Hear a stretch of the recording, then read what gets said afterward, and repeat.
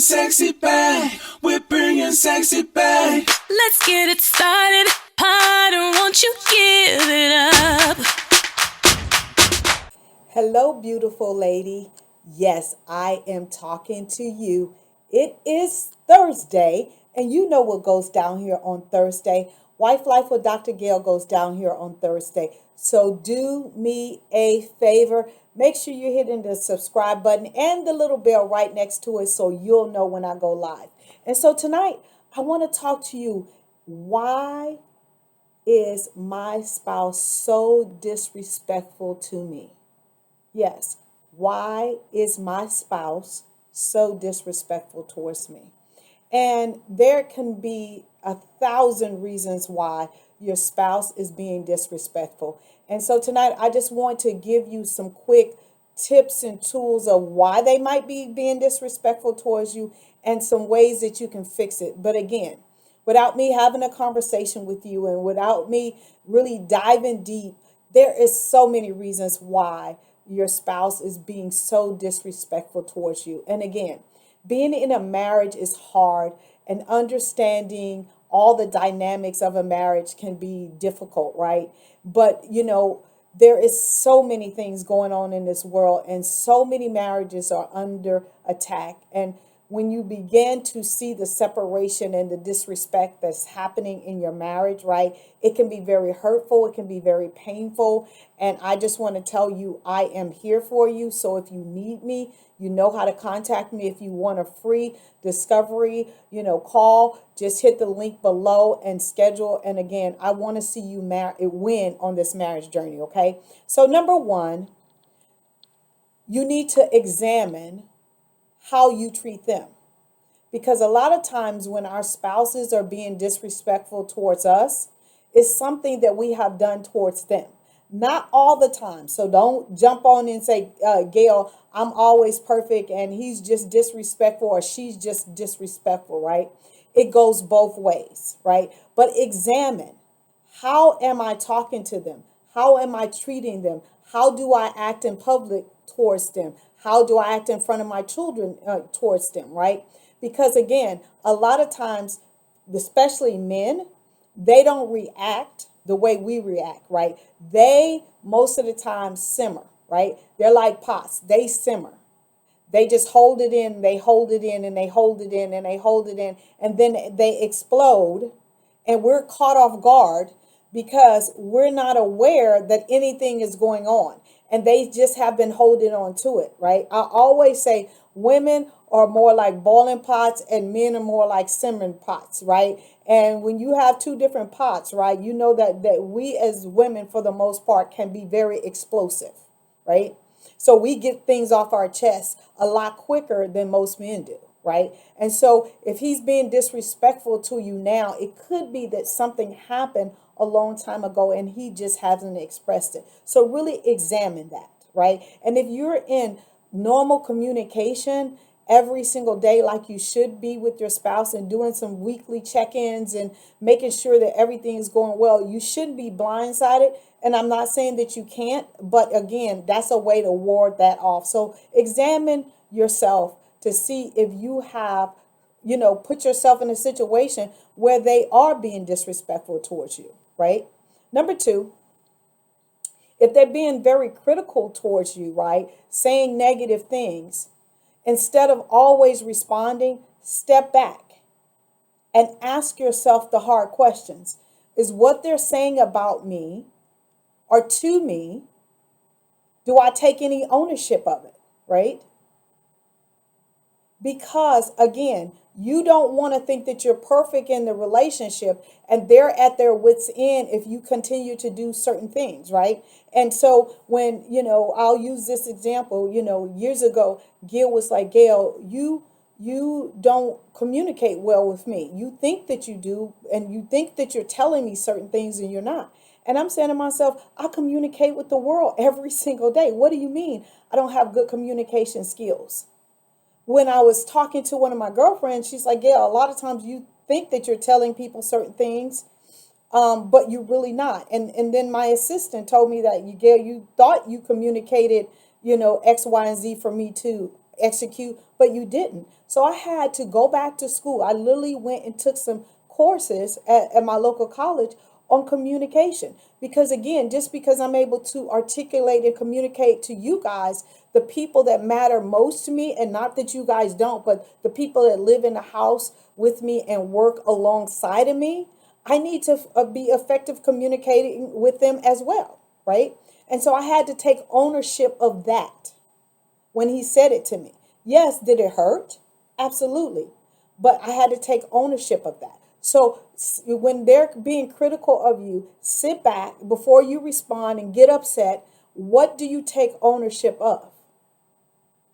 Because people are just not pulling things out of the air and saying certain things about you.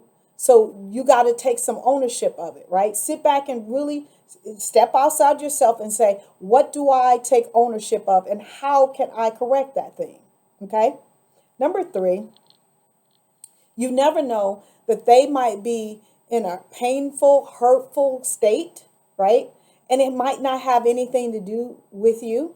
They might be dealing with depression. They might be dealing with some things on their job that they just have not shared to you. And the old adage that you hurt the person that's close to you, you're their spouse. So sometimes we take the brunt of the disrespect because they can't release it at their job or other places. And I'm not saying that that's right. It's just human nature to hurt or to release or to go at the person that's closest to you because you're their spouse, and they're like, okay, I understand there's consequences, but it is not as big as me unleashing on my boss and losing my job, right? And so if you can look at it like that, I'm not saying that that's right, but sometimes when people are being disrespectful to you, it has nothing to do with you. And so I want you to look at that framework and really say, how and what can I do to make it better? So I'm going to give you some tips for that. The first thing is have a conversation with your spouse and use a lot of I words. How this makes me feel and how you want things to be better, right? And if you're in a position where it is so volatile at your home and you can't have that conversation, write them a letter, right? Because they need to make sure you need to make sure that you get it out and not keep it in. But have a conversation. Make sure that when you have the conversation, it's a time that's best for both of you guys, not just for you and not just for him, but when you both are able to literally listen to understand each other and not to respond. Don't do it when both of you guys are tired, had a rough day, got to deal with the kids and all those kind of things and trying to multitask. Do it when you both can be 100% present and in a position in order to listen, to understand, and not to respond. Number 2, you need to set healthy boundaries and say, you know what? I don't know what's going on with you. I don't know whatever, I empathize with you, but I need for you not to treat me this way. I need for you not to talk to me this way.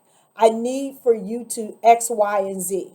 And set those healthy boundaries because you're not supposed to be your spouse's punching bag. You're not supposed to take whatever they're dishing out, right?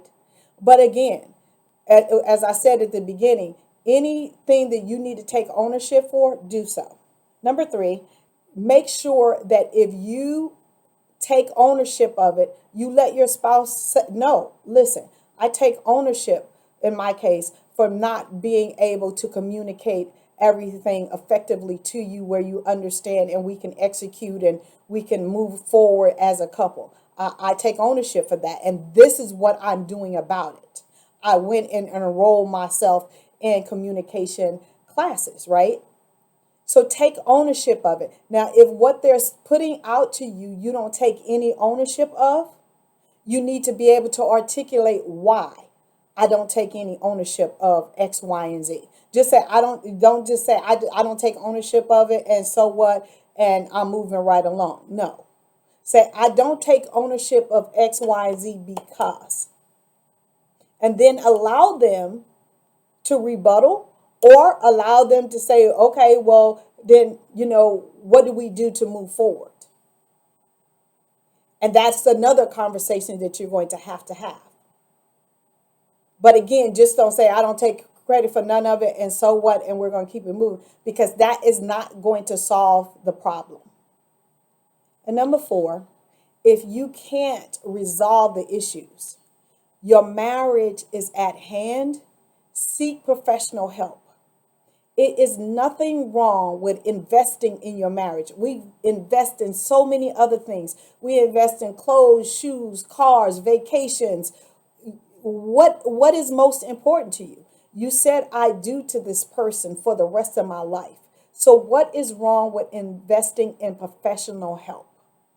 It can give you both new perspectives, how to handle things, tools and strategies. And I can't stress this enough, that so many people will invest in so many other things, but what's most important, the person that you eat, sleep, and wake up to and carry their last name, you choose not to invest in that, but you will invest in a vacation and have a horrible time because you didn't correct what was going on before you went on that vacation.